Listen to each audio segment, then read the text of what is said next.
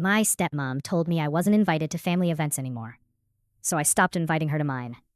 She sent the message 3 days before Thanksgiving. Then my dad called, trying to explain. Apparently, she felt uncomfortable around me. Said I asked too many questions about her past, took too much of my dad's attention, and that she needed space to bond with her kids without me disrupting the family dynamic. Then he hit me with, "You understand, right? I was 22. I'd been away at college for 4 years and had only come home 6 times. But sure, that was too much. So I said, yeah, I understand. And I stopped answering his calls. For the next 2 years, I threw myself into work, 70-hour weeks building a career in event planning. By 24, I had my own company doing high-end weddings and luxury events. Celebrities, politicians, executives, people paying 6 figures for perfection. Meanwhile, my dad would text sometimes. Updates about her kids, photos from holidays I wasn't part of. Every message felt like proof I'd been erased. Then everything changed. A tech billionaire hired me to plan his daughter's wedding. $2.3 million budget. Senators, A-listers, the works. I spent 6 months making it flawless. Ice sculptures that didn't melt. A 7-tier cake that looked impossible. Fireworks timed to a live orchestra. It went viral. The New York Times called it the wedding of the decade.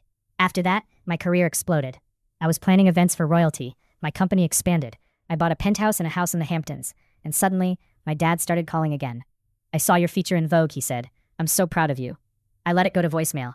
Then came more messages. Veronica's daughter was getting married. Could I help? Give advice? Maybe a family discount? I ignored all of it.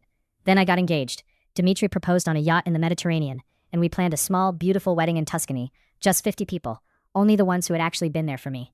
Somehow, my dad got my assistant's number and called asking if Veronica's kids could come. So I finally called him back. "I'm not sending you an invitation," I said. Silence. "But I'm your father. And she needed space from me, remember? I'm just respecting that." "That was years ago. We've changed." "Maybe," I said. "But my wedding is for people who wanted me around when it mattered." "You're really excluding your own father?" "I'm following your example." The wedding was perfect. It ended up in magazines. He tried commenting on every post, but I'd already blocked him. A few months later, Veronica's daughter had her wedding. It was a disaster. Wrong food, late photographer, the cake literally collapsed. Afterward, my dad called me again. This time, his voice was different. "We needed you," he said. "Veronica finally admitted it. She was jealous of you." "I know," I said. "Will you ever forgive us?" I thought about all the holidays I spent alone. The silence. The way I was cut out of everything. "Maybe," I said, "but you're still not invited to my events."